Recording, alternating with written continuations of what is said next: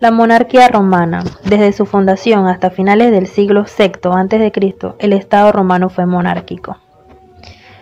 Cuando Rómulo y su hermano la fundaron, estaban en desacuerdo sobre el territorio que debían establecer para la aldea. Fue entonces cuando Rómulo trazó alrededor de la colina del Palatino sus límites y aseguró que mataría a quien cruzara estos límites. Es una amenaza que cumplió cuando su hermano la traspasó y se proclamó entonces el primer rey de Roma. Es un dato curioso, ya que el propio Rómulo compartiría años más tarde el reinado. El rey era elegido por el pueblo romano, y ninguno de ellos usó la fuerza militar para acceder al trono o intentó interponerse contra la voluntad del resto. Durante este periodo, Roma tuvo un total de 3 reyes etruscos y 4 reyes latinos. El primer rey, Rómulo, quien creó el Senado. El segundo, Numa Pompilio, quien organizó el culto, la ceremonia religiosa y estableció un calendario de 12 meses. El tercer rey fue Tulio Hostilio, que impulsó la supremacía de Roma en el Lacio y destruyó la ciudad rival de Alba y Longa. Arco Marcio fue el último rey latino con el que se extendió el territorio de Roma hasta el mar. A medida que Roma fue creciendo, constituyó una federación cuyo objetivo era oponerse al avance de los etruscos. Sin embargo, en el siglo VI se sucedieron en el trono de Roma 3 reyes etruscos: Tarquino el Antiguo, Servio Tulio, quien organizó la ciudad, y Tarquino el Soberbio, contra cuya tiranía se sobrevenó la nobleza romana, apoyada por sectores populares en el 509 a.C. Un dato importante es que una vez elegido el rey, éste tenía derecho de auspicium, o capacidad de interpretar los mensajes divinos y así gobernar según su voluntad. Esto convertiría al rey como el jefe religioso y mediador entre los dioses y el pueblo. La sociedad durante la monarquía romana. La base de la organización social de los romanos era la familia. La familia estaba compuesta por los parientes directos y también por todos los que vivían bajo el mismo techo. Todos estos estaban sometidos a la voluntad del pater familiae, o padre de familia. Es el término del que deriva la palabra patricio. Las familias romanas se agrupaban en gens, conjunto de familias. Los integrantes de cada gens consideraban que descendían de un mismo antepasado, por lo que tenían el mismo apellido, celebraciones y ritos propios. La organización social durante la monarquía romana se dividió en 3 grandes grupos: los patricios, los plebeyos y los esclavos. Los patricios conformaban la clase aristocrática, que tenían pleno derecho de los ciudadanos, eran descendientes de los fundadores de Roma, y ellos controlaban cargos políticos, militares, religiosos y eran propietarios de la mayoría de las tierras. Los plebeyos conformaban la clase más numerosa, integrada por extranjeros, libertos, vagabundos y habitantes de las ciudades. Se dedicaban a la agricultura, el comercio y la industria, y pagaban impuestos del gobierno a pesar de que estaban privados de varios derechos. Y los esclavos conformaban una clase social privada de sus derechos de manera total, hasta el punto de ser tratados como objetos. La organización política durante la monarquía romana se conformaba por 3 sectores principales. El rey era la máxima autoridad que ocupaba el rol de sacerdote supremo, juez y jefe militar. La Asamblea Popular estaba integrada por los ciudadanos y era convocada por el rey para aprobar o rechazar las leyes por aclamación unánime. Y el Senado era la institución integrada por los jefes de las principales gens. El Senado elegía al rey en caso de muerte y tenía la potestad de aconsejarlo en la toma de decisiones importantes. De acuerdo a los escritos, el primer Senado fue instituido por Rómulo y constó de 100 miembros. Romana. En esta etapa de la historia de Roma está marcada por grandes revueltas internas, que a su vez provocaron avances sociales, legislativos y políticos. Tanto en lo civil como en lo bélico, Roma vivirá en este periodo altos y bajos muy significativos. De hecho, pasará de ser saqueada, destruida y casi eliminada a dominar el mundo conocido. Sus conflictos comenzaron precisamente con Tarquino el Soberbio. Recordemos que fue el último rey de la etapa monárquica, cuando, despechado y hambriento de venganza, salió con los etruscos para atacar al pueblo del que había sido rey. Sin embargo, los romanos consiguieron lo que fue la victoria, que les permitió asentar los principios de su nuevo gobierno. En ello, los cónsules de Roma. Desde entonces, la República de Roma sería gobernada por 2 cónsules, cada uno con un poder para vetar al otro. De esta forma el poder no se centraría nunca en una sola persona. Los cónsules serían elegidos por el Senado, una representación del pueblo que participaría en el gobierno de Roma. Sin embargo, se aceptó la posible figura del dictador, la cual entraría en funciones solo en caso de periodos de grandes crisis y por un tiempo limitado. Esta organización se construyó en forma piramidal, desde la cima de los cónsules hasta la creación del resto de las figuras administrativas. Sin embargo, salen los plebeyos y su lucha por igualdad, ya que las clases sociales más bajas se sentían muy poco representadas en este sistema. Además, teniendo que servir en el ejército, perdían la producción de sus tierras sin ninguna compensación cuando iban a la guerra. Esto provocó una fuerte revuelta que los plebeyos incluso llegaron a abandonar a Roma. La clase alta, los patricios, no tuvo más remedio que concederles mayores derechos para que volvieran.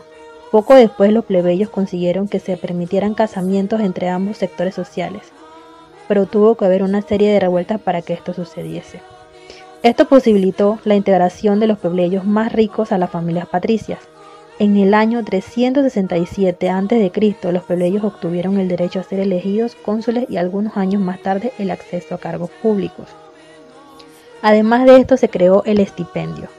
Era una ayuda económica para los campesinos que dejaban de producir y por ello de ganar dinero a causa de ir a la guerra. Un dinero que ahora tenía una nueva forma, pues Roma creaba a esta etapa su moneda propia, el as. En medio de la evolución política, la guerra nuevamente llega para Roma, pues los latinos y los estrucos habían entrado en conflicto. Sin embargo, Roma sale vencedora. Curiosamente, los romanos tendrían que aliarse con estos poco después, ya que un mayor enemigo llegaba desde el norte, los galos, que ni siquiera la alianza pudo salvar a Roma, quien sufrió de una de las derrotas más crueles y dolorosas de su historia. Los galos arrasaron la ciudad y mataron y saquearon todo lo que pudieron. Sin embargo, Roma superaría este golpe. Los romanos supervivientes reconstruyeron lo que fue la ciudad. Su vuelta fue grandiosa y Roma en los siguientes siglos conquistaría de forma definitiva la mayoría de los pueblos de la península itálica, convirtiéndose en la principal potencia. Los primeros en caer fueron los latinos, luego los estrucos y por último las colonias del sur. Entre guerras y alianzas, la República de Roma se extendió por toda la península itálica. Esto lo llevó a las guerras púnicas. Empezaron las famosas guerras púnicas contra Cartago, teniendo a Aníbal y a Escipión como grandes contrincantes. Poco a poco, todas las potencias del Mediterráneo cayeron al poder de la República Romana, que incluso comenzaba a dominar el territorio en Oriente. La enorme expansión geográfica también significó una gran demografía, muchos habitantes y muchas voces que querían hacerse escuchar para los derechos, y gran parte de la población no la tenía. Llegando así la final de la República Romana. Había llegado el momento de Julio César, tanto que el pueblo romano lo adoraba y aceptaba el buen grado de su dictadura, siendo el Senado el 15 de marzo en el 44 a.C. lo dictaminó como muerte. Lo que inició con la intención de restablecer la república provocó todo lo contrario, pues numerosos hombres de grandes ambiciones intentarían hacerse con él, en lugar de César, y dominar a Roma. Precisamente aquel propio Julio César nombró como sucesor fue quien lo logró. Nacía el Imperio Romano el 27 a.C. en manos de Octaviano, quien pasó a llamarse Octavio Augusto. Fase de la historia romana. La fase imperial. Durante esta fase, Roma se caracterizó por tener un gobierno autocrático. El poder político real estaba en manos de un solo individuo, en este caso el emperador, y se inauguró con el emperador Augusto. El Senado quedó limitado a ser un órgano de apoyo de ese poder político. La ubicación del Imperio Romano varió a medida que se incorporaban o se perdían territorios por conquistas. En el momento de mayor expansión llegó a abarcar más de 7 millones de kilómetros cuadrados. Incluía todos los territorios alrededor del mar Mediterráneo, gran parte de Europa hacia el norte y parte de Asia Menor, desde el Mar Negro hasta el río Tigris. Entre las características del Imperio Romano podemos mencionar que durante gran parte de su historia su capital fue la ciudad de Roma. A partir del reinado de Constantino y luego del imperio fue dividido, la capital de la parte oriental fue la ciudad de Bizancio, Constantinopla. Su idioma oficial era el latín. Hacia finales del periodo en el Imperio Romano de Oriente, el idioma oficial pasó a ser el griego. Otra característica es la adopción del cristianismo como religión oficial. La religión del Estado romano era politeísta, es decir, creían en muchos dioses. Para el año 117 después de Cristo, cuando el imperio llegó a su máxima extensión, ocupaba más de 7 millones de kilómetros cuadrados de territorio. Se puede dividir la historia del Imperio Romano en dos etapas, el Alto Imperio y el Bajo Imperio. El Alto Imperio es la etapa que va desde el inicio del imperio, desde el 27 a.C. con la coronación de Augusto, hasta la muerte del último emperador de la dinastía de los Severos en el siglo III. Durante el Alto Imperio hubieron 4 dinastías: la dinastía de Julio Claudia, la dinastía de Flavia, la dinastía Antonina y la dinastía Severa. El Alto Imperio culminó con un periodo de luchas internas, crisis económicas y creciente depresión de los pueblos bárbaros sobre las fronteras del imperio.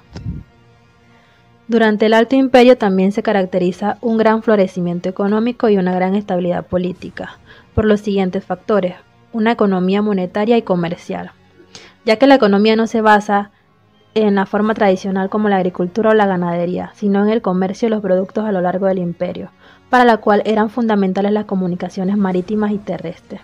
También se da lo que es una expansión territorial que tenía objetivo de contener los ataques externos mediante el refuerzo de las fronteras.